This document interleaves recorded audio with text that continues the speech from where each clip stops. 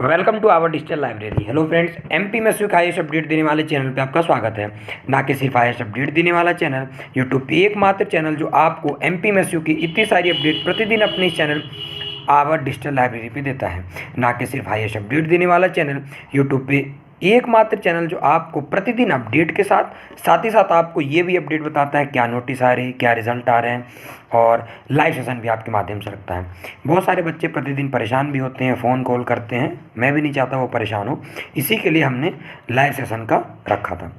आज की वीडियो बहुत इंटरेस्टिंग होने वाली है। क्यों, पहले ये समझते हैं। सबसे पहले आज मैं ये बताने वाला हूँ कि जो बीएससी की जो एक नोटिस आई हुई है उसको लेकर जो बच्चे परेशान हैं उनके मन में क्या उलझने आ रही हैं, पर उसका रिजल्ट क्या है।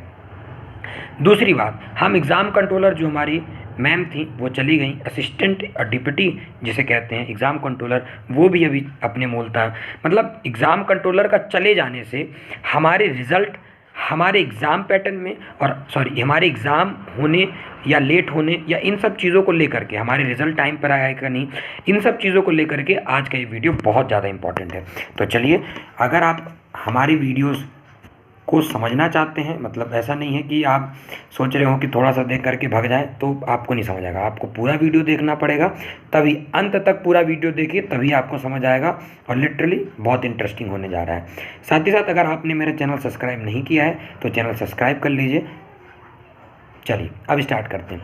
सबसे पहले अपन बात करने जा रहे हैं किस पे, कि जो फाइनल ईयर को लेकर के जो परेशानी है। पहले में बीएमएस प्रथम वर्ष, बीएमएस द्वितीय वर्ष और बीएमएस तृतीय वर्ष, इन तीनों वर्षों को जो जनरल प्रमोशन मिला उनको फाइनल ईयर का पेपर, यानी जो इसी महीने के 26 तारीख को पेपर है, उसको आपको देना पड़ेगा। ये तो आपका कन्फर्म है।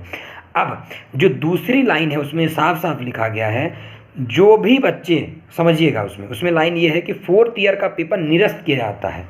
संबंधित जो बच्चे थे, तो आप जो 4th ईयर का पेपर उनके लिए निरस्त किया जा रहा है जिनको सप्लीमेंट्री आई है। समझिए, जो बच्चे पास हो गए हैं उनका इशू नहीं है। जैसे कुछ बच्चे मुझे फ़ोन करके बोल रहे हैं, सर मेरा फाइनल ईयर का रिज़ल्ट आ गया है और मेरा प्रोविजनल बन गया है, तो क्या मुझे समस्या होनी चाहिए? जी नहीं। कुछ बच्चे ये पूछ रहे हैं, सर हमें first year, second year, third year में जो सप्लीमेंट्री आई थी उससे रिलेटेड है क्या? अब देखिए, समझिए, कुछ ऐसे बच्चे थे जो फाइनल ईयर में थे लेकिन उनको सप्लीमेंट्री कहाँ थी? थर्ड ईयर में। ध्यान से समझिएगा, थर्ड ईयर में सप्लीमेंट्री थी और उनका जो पेपर था उनको वृंदा मैडम ने अलाउ कर दिया था कि आपको सप्लीमेंट्री आई है लेकिन आप अलाउड हो। लेकिन जब रिजल्ट आया तो वो क्लियर नहीं हुए। तो जो बच्चे क्लियर नहीं हैं, मैं फिर क्लियर करता हूँ, उसमें साफ साफ लिखा संबंधित व्यक्ति, संबंधित छात्र जो प्रथम वर्ष, द्वितीय वर्ष, तृतीय वर्ष में क्लियर नहीं है और जिन्होंने 4th ईयर का पेपर दे दिया है, वो पेपर स्थगित किया गया है। अगर बच्चा पास है, आपके रिजल्ट आ गए हैं, प्रोविजनल बन गया है, आपको कोई समस्या नहीं है। जो 26 तारीख का पेपर है वो सिर्फ उनके लिए है जिनको सप्लीमेंट्री आई है, यानी सप्लीमेंट्री वाले बच्चों को वापस से, क्योंकि यूनिवर्सिटी की गाइडलाइन में है अगर आप प्रथम वर्ष, द्वितीय वर्ष और तृतीय वर्ष में क्लियर नहीं है तो आपको चतुर्थ वर्ष का पेपर निरस्त माना जाता है। ऐसा हमारे यूनिवर्सिटी के रूल बुक में है। शायद आप समझ गए होंगे। इसका मतलब साफ साफ है, अगर आपका रिजल्ट आ गया है तो आपको कोई समस्या नहीं, और अगर अभी तक आपका रिजल्ट नहीं आया है फाइनल ईयर का तो आपको पेपर देना पड़ेगा, डायरेक्ट बात। और रही बात फर्स्ट ईयर, सेकेंड ईयर और थर्ड ईयर, तो जो क्लियर हो गए हैं वो तो फाइनल ईयर का पेपर देंगे ही देंगे। अब मैं बात करूँगा कि एग्ज़ाम कंट्रोलर हमारी जो मैम थी वो चली गई अपने मूलतः। आखिर क्या कारण आ रहा? बहुत सारे बच्चे ये कह रहे हैं कि सर इतना आंदोलन हुआ, इतने बच्चों ने परेशान किया, कई ज्ञापन हुए, लेकिन मैडम इतना कुछ होने के बाद भी नहीं गई। क्या ये कुछ राजनीतिक षड्यंत्र है कि अब उन्हें जाना पड़ा? क्या ऐसा कुछ होने वाला है यूनिवर्सिटी में कि ये लोग बच के जा रहे हैं? तो मैं आपको फिर क्लियर करता हूँ। मतलब एक कहावत तो है ना कि जब महल ढलने वाला होता है या भूकंप आने वाला होता है तो चूहा वहाँ से भाग निकलता है। ऐसा कुछ तो नहीं है सर, मतलब अपने लोग वहाँ से भाग तो नहीं रहे, कुछ बहुत बड़ा प्रकरण तो नहीं आने वाला यूनिवर्सिटी में, तो नहीं, मैं क्लियर करता हूँ।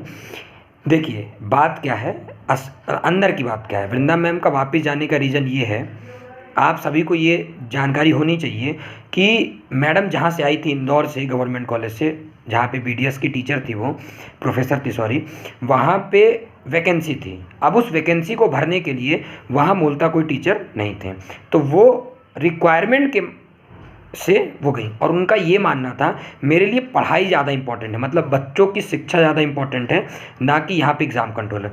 एग्ज़ाम कंट्रोलर तो कल को कोई और बन सकता है, लेकिन जैसा कि हमारे कमिश्नर सर जो हमारे वाइस चांसलर, उनका तो ये था कि आप रुको मैम, क्योंकि आप हो तो काम हो रहा सही ढंग से, आप रहती हो तो चीज़ें सही होती हैं, ऐसा कुछ मतलब अंदर की सूचना मुझे सोर्सेस से आ रहे थे। फिर जो बच्चे परेशान हो रहे थे कि सर मैडम के जाने से, जैसा कि 1 तारीख को नोटिस आया कि मैम चली जाएंगी तुम्हारे एग्ज़ाम और ये सब, तो उसके लिए असिस्टेंट रजिस्ट्रार सर लगे हुए हैं, पंकज भदौलिया सर, वो भी लगातार मेहनत कर रहे हैं। और एक अभी नए सर की नियुक्ति भी हुई है, उनके बारे में आपको अपडेट दे दूंगा। वो अब प्रभार उनको प्रभार सौंपा गया है। साथ ही साथ अभी वृंदा मैम के जगह पे जो कार्यरत है, तो वो तो हमारे पंकज भदौलिया सर हैं, वो असिस्टेंट रजिस्ट्रार भी हैं, और अभी एग्ज़ाम कंट्रोलर का भी वही पूरा काम ध्यान देख रहे हैं, मतलब एग्ज़ाम क्या होगा, और वो काम भी कर रहे हैं अच्छा। और आपको जानकारी भी होनी चाहिए कि सारे भी रिज़ल्ट भी अप टू डेट है। उन्होंने पहले ही बता दिया था कि मार्च में, लगभग मार्च के एंडिंग में सारे रिज़ल्ट वो रिलीज़ करेंगे, और आज जैसा आपको मालूम है लगभग रिज़ल्ट उन्होंने रिलीज़ करवा भी दिया। इसमें सिर्फ उनका हाथ नहीं, यूनिवर्सिटी का भी हाथ है, लेकिन प्रमुख रूप से हमारे वाइस चांसलर सर हों चाहे असिस्टेंट रजिस्ट्रार सर हों, वो लगातार मेहनत कर रहे हैं।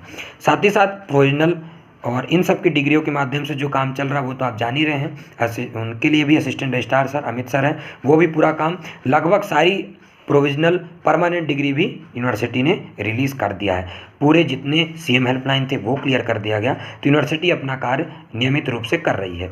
अब जो सबसे बड़ी समस्या थी कि मैडम के जाने से ज़्यादा समस्या तो नहीं आएगी, हाँ कुछ दिक्कत, मतलब कुछ 1%, 2%, 10% तक की, जैसे कि जो चीज़ें उनके हाथों में थी अब वो दूसरे के हाथों में जाएंगी, तो जो व्यक्ति नया आएगा उनको समझने में समय तो लगेगा, लेकिन आप ये नहीं बोल सकते कि चीज़ें ज़्यादा असुविधाजनक होंगी। तो जितनी मेरी जानकारी है, जैसा कि अगर आप मुझे फॉलो करते हो, तो मैं यही कहूँगा आप परेशान होने की जरूरत नहीं है, अपने एग्ज़ाम की तैयारी करिए। और जो नर्सिंग के फाइनल ईयर के बच्चे हैं उनके लिए मैं फिर कहता हूँ, अगर आपके रिज़ल्ट आ गए हैं, आपका प्रोविजनल बन गया है, तो आपको पेपर नहीं देना है।